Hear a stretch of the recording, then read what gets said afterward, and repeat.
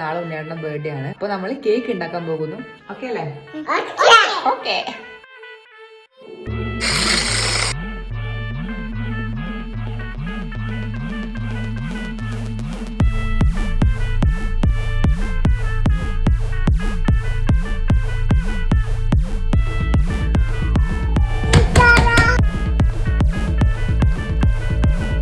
ഒരു സൽപുത്രൻ പിറന്നടാ പണ്ട്, മഹാധ്യായം തുടക്കമയന്ന്.